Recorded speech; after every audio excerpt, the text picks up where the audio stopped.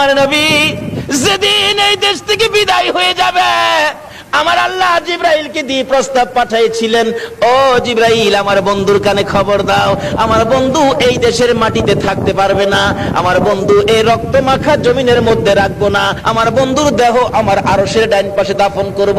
জিবরাইল খবর নিয়ে ডাকতেছেন, হুজুর আল্লাহর সালাম গ্রহণ করুন। আমি জিবরাইলের সালাম গ্রহণ করুন।